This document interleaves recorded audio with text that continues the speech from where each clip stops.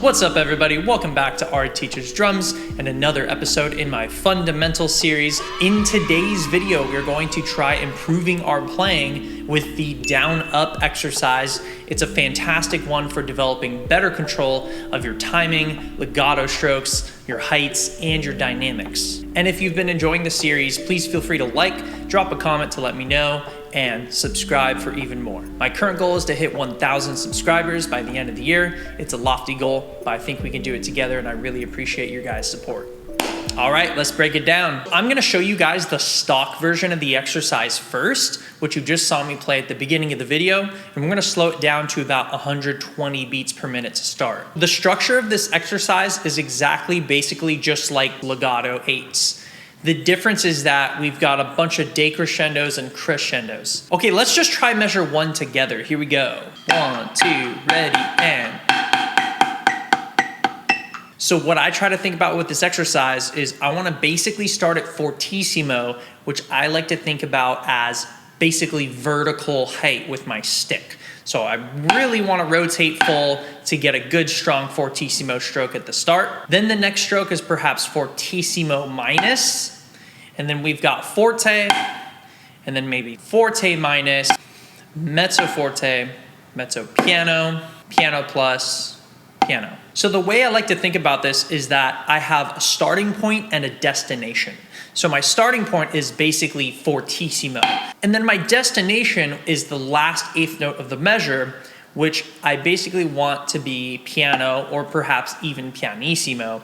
For the sake of this video, we'll just say piano height, which is approximately about 3 inches above the drum head. Another way to think of it is that the stick is basically parallel with the drum head. So I rotate up and I get a piano stroke. Okay, so keep that in mind, right? Starting point fortissimo, and my destination point is that piano height. Then I just have to pace out the dynamic change through these legato strokes. And if you're unfamiliar with legato, I encourage you to go back into my fundamental series. One of my first videos was on legato strokes. Rotate smaller and smaller each time.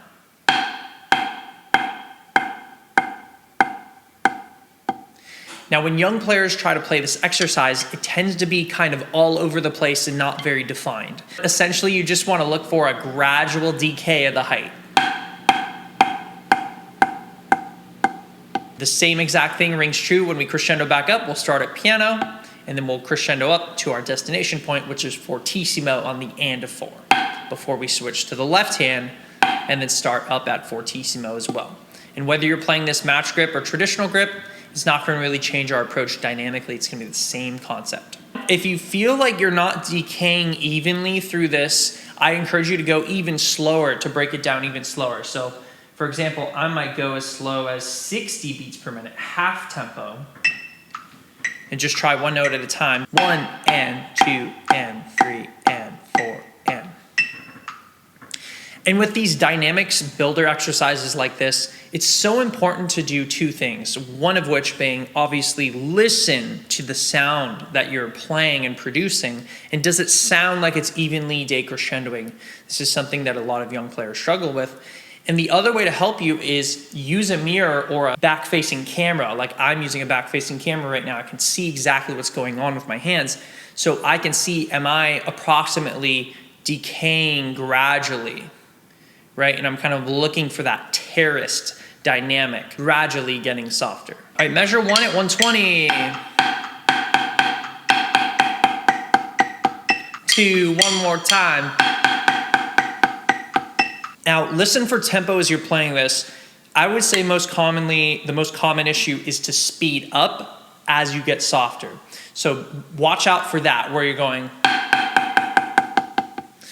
It might be the opposite for you. You might slow down as you get softer, but try to notice what your tendency is and then try to overcome that tendency by just simply paying attention to it and trying to speed up if you're too slow, or if you're too slow as you get softer, try to maintain your speed and adjust as you go. All right, measure 2. So again, with measure 2, I'm gonna start at piano and my destination is fortissimo before I switch to my left hand. And the last stroke is a downstroke. So be aware of that, because we're going to stop and then switch to the other hand, and our right hand's going to become tacit, meaning it doesn't play through the next 2 measures. All right, let's do it. 1, 2, ready, and 2, ready, and 2, ready, and 2, ready, and. All right, cool. Let's put those first 2 measures together and think about your destination points, where you're starting, and then also the gradual decrescendo and crescendo. 1, 2, ready, and.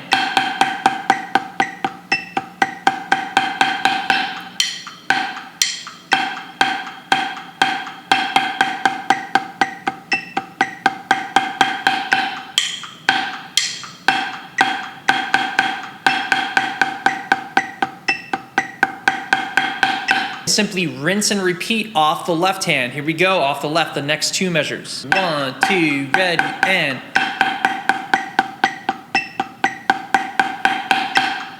2, 1, 2, ready, and.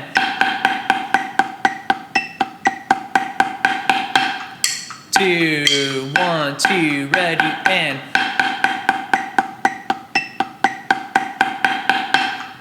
2, 1, 2.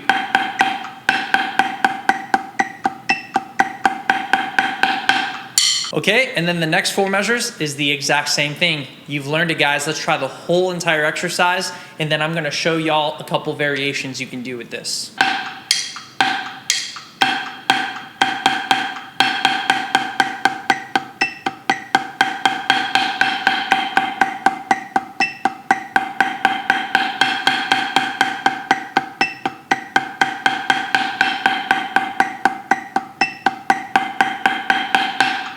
As you're playing through this, I really encourage you guys, practice with a metronome and a subdivision on of 1/8 notes so that you can really listen to line up all your rhythms with the click. This exercise is surprisingly challenging with lining up your tempo and rhythm to be exactly precise. It's so common for players to have small discrepancies as they're playing through this, and you really want to nip those in the bud and listen, but it really comes from being hyper aware of what's happening, what you're producing. Let's jump into some variations with this. I've got 3 variations for you guys. So the first variation is double stops. You could play the exact same exercise again, but just play double stops, so that way you're listening for the sameness between each hand, right? So I could practice. You really want to hear that pop sound between both hands all the way through the dynamic changes.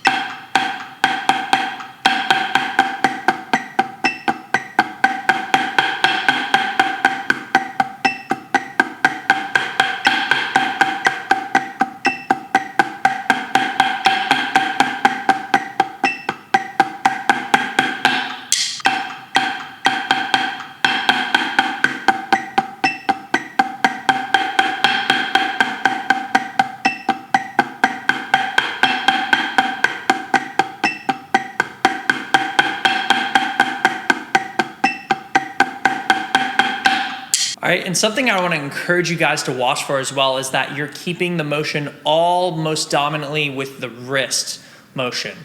Be careful about overusing your arm or doing some weird, crazy stuff with your fingers. Most of the motion we all want coming from the wrist. All right, second variation for you guys is change the rhythm to 16th notes and do alternating strokes. So 1 E and a 2 E and a 3 E and a 4 E and a 1 E and a 2 E and a 3 E and a 4 E and a 1. Let's give it a try. 16th notes alternating. I'll throw on the 16th subdivision for this. Here we go.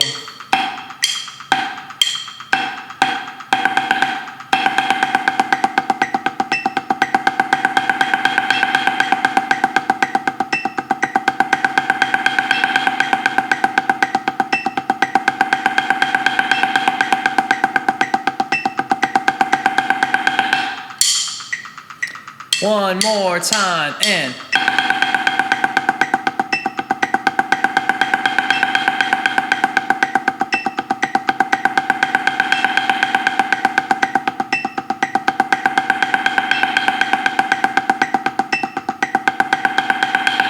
I would say with this, really listen for the first 2 notes sounding kind of like two accented fortissimo notes, right?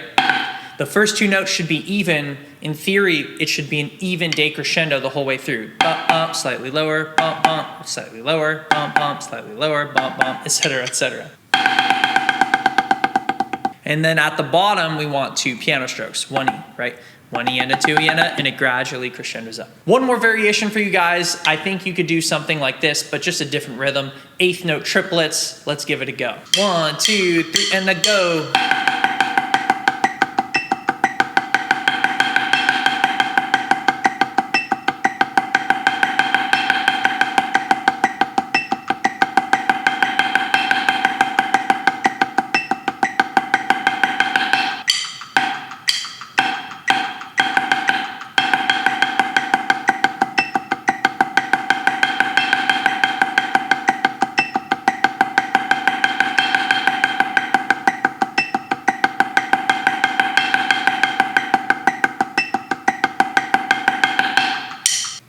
All right, guys, thanks for joining me again for another episode of Ari Teaches Drums. I really encourage you guys to take this exercise and run with it. There's quite a few different variations you could come up with. You could throw rolls on these things, find a lot of ways to challenge your hands. It's only gonna make you a better player, a better listener, and a better musician. As always, again, if you found this video helpful, please let me know by liking the video, dropping a comment. I'd love to hear some variations you guys are coming up with, and subscribe for even more. All right, till next time, guys, Ari Schiller out.